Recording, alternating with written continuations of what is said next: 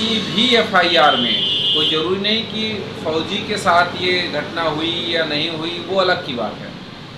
किसी भी व्यक्ति के खिलाफ अगर इन धाराओं में मुकदमा दर्ज होता है तो वो तो अलग की बात है ही भाई, वो कॉमन सी बात है, कॉमन सा रूल है सबकी तरह। एक जैसा आर्मी वाला भी के ऊपर, आर्मी मैन के ऊपर एफआईआर होगी तो भी उसी तरह ट्रीट होगा, उसी तरह ट्रायल चलेगा, उसी तरह नियम कानून होगा, और किसी आम इंसान के ऊपर होगा तो भी। लेकिन खास बात क्या है, एक फौजी के साथ अगर इन धाराओं में मुकदमा दर्ज हो रहा हो तो उसे करना क्या चाहिए। तो जब फौजी के खिलाफ इस तरह का मुकदमा दर्ज हो तो सबसे पहला ये देखना चाहिए एफआईआर में कि एफआईआर में घटना की तारीख, समय है या नहीं है।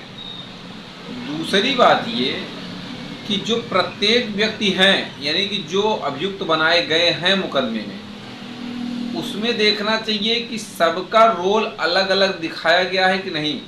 जैसे कि लोग लिख देते हैं कि भैया हमको मारे पीटे, मायके छोड़ाए, या हमने अपने भाई को बुलाया, पिता को बुलाया, किसी को बुलाया, उसके साथ चली गई, या हमको मार के फेंक दिए, हटा दिए, भगा दिए, मैं चली गई, इस तरह से। और तो आप देखिए कि कोई स्पेसिफिक रोल किसी का दिखाया नहीं गया होगा कि किसने पकड़ा, किसने मारा, काहे से मारा, कहाँ चोटें आई, हमने क्या अपना कदम बढ़ाया कि भाई हमने क्या बचाव किया, क्या पुलिस को बुलाया, ये कोई बात का जिक्र नहीं होगा। इसके अलावा जो दूसरी सबसे अहम बात है कि देखिए कि घटना के टाइम आपके घर वाले कहाँ थे। जिस दिन तारीख बताई जा रही हो उस दिन सब लोग कहाँ थे। जरूरी नहीं कि एक घर में हर एक व्यक्ति एक साथ ही पड़ा रहा हो भाई, कोई और कहीं गया होगा, कोई मार्केट गया होगा, कोई कॉलेज गया होगा, कहीं कोई स्कूल गया होगा, कोई शॉपिंग करने गया होगा। मतलब ये कि ये देखिए कि आप कहीं ना कहीं क्या किसी सीसीटीवी कैमरे की कैद में हैं। नहीं थे तो भी भाई ये इस समय मैं ये कर रहा था, इस समय मैं ये पोस्ट कर रहा था फेसबुक पे, ये समय मैं यहाँ था, मैं घटना में नहीं शामिल था, वो बताएगा आपको। दूसरी बात कि उस समय आप देखिए कि आप कहाँ थे। फौजी भाई को देखना है कि वो ड्यूटी पे थे, बॉर्डर पे तैनात है, पता चला यहाँ 498A का मुकदमा लिख दिया। अरे भैया, बॉर्डर पे तैनात आदमी तुमसे दहेज मांगेगा, तुमको मारेगा, तुमको प्रताड़ित करेगा। मेरे ख्याल से जहाँ तक मैं जानता हूँ कि फौजी से ईमानदार और फौजी से ज़्यादा देश प्रेमी, फौजी से ज़्यादा अपनी सरजमी को चाहने वाला व्यक्ति तो इस संसार में नहीं है। दिखावा आडंबर दुनिया भर के कोई भी करे वो अलग की बात है, वो अलग की बात है। क्योंकि अक्सर आपने देखा होगा योगा दिवस है तो दुनिया के बड़े बड़े मंत्री हैं, दुनिया के बड़े बड़े लोग हैं, फ़ोटो खिंचाने के लिए योगा करने लगते हैं। किसी महान व्यक्ति का जो है जयंती है तो उस पर उनके फ़ोटो पे माला पहनाने लगेंगे सिर्फ फ़ोटो खिंचवाने के लिए। अभी पूछा जा रहा है कि साल भर में कितने दिन, छोड़ो कितने दिन, कितने मिनट कभी सोचे हो अपने लोगों के बारे में, अपने जो बलिदान देने वाले हैं उनके बारे में, अपने देश के बारे में, अपने मिट्टी के बारे में, अपने फर्ज और कर्म और धर्म के बारे में कभी नहीं सोचा होगा। या जिस पे माला चढ़ाने गए हो उनके बारे में कभी तुमने, सही से मैं बता दूं, जितने नेता माला डालने जाते हैं उनसे अभी उनके बारे में पूछ लो तो शायद रटी रटाई बात एक दो बता दें उनके जो भी सलाहकार लोग हैं, तो अलग बात है, नहीं किसी को नहीं मालूम होगी। बस सिर्फ दिखावे का संसार है। और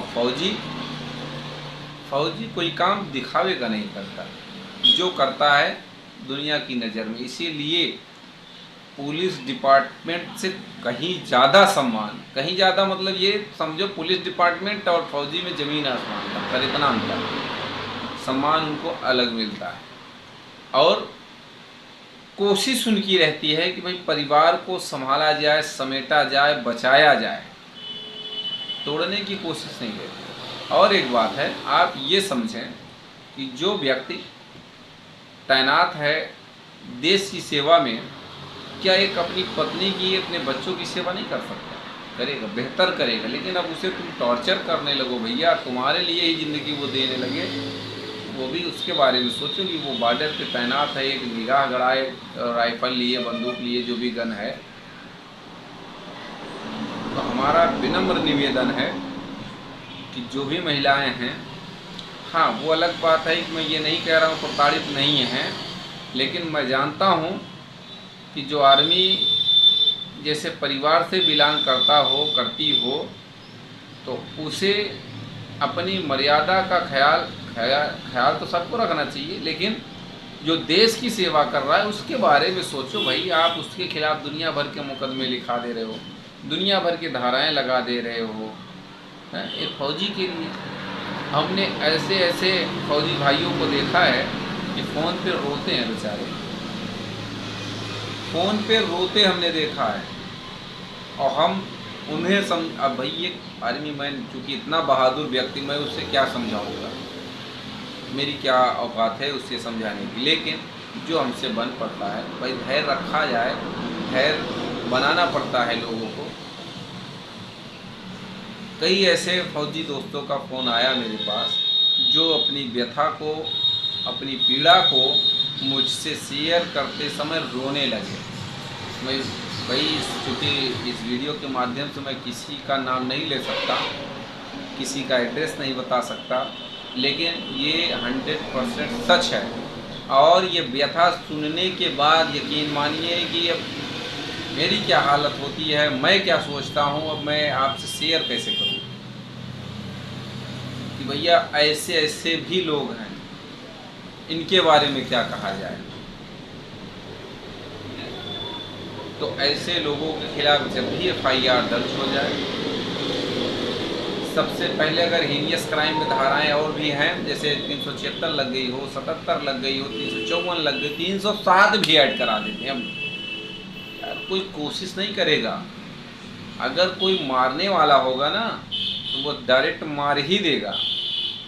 307 मतलब हत्या का प्रयत्न कुछ नहीं करेगा। एक आर्मी मैन फौजी है यार, दुनिया को उड़ा रहा है दुश्मन को, तुम्हें मारने में कितना मिनट लगेगा? पत्नी हो तुम उसकी, हैं? 1 मिनट लगेगा मारने में, तो वो मार डालेगा तुम्हें। 307 नहीं लगवाएगा, फिर 302 लगवा देगा अपने ऊपर। तो ये जो मुकदमे हैं फर्जी, इन्हें ना लिखाया जाए भैया आर्मी के खिलाफ। मैं ये नहीं कह रहा हूँ जो प्रताड़ित है वो ना लिखाएं, लेकिन एक बार आप विचार करें, 10 मिनट आप सोच लें अपने परिवार के बारे में। क्या वो कमा रहा है तुम्हारे लिए सारी ज़िंदगी, तुम्हारे सास ससुर, मैं लड़की वालों को कहना चाह रहा हूँ, किसी के सास ससुर जीवन भर नहीं चलेंगे, हम आप भी जीवन भर नहीं चलेंगे, जीवन हमेशा थोड़ी चलेगा। ये जो जैसे आया है उसी तरह से चला जाता है, एक दिन सबको जाना इस संसार से। तो एक कमाने वाला व्यक्ति वो भी किसके लिए कमाता है? पूरे परिवार के लिए। अपने लिए वो क्या करता है वहाँ बता दो? अपने लिए तो वही एक वर्दी पहने वो तैनात रहता बेचारा, कभी आया छुट्टी में तो कहीं घूम लिया, टहल लिया, बस।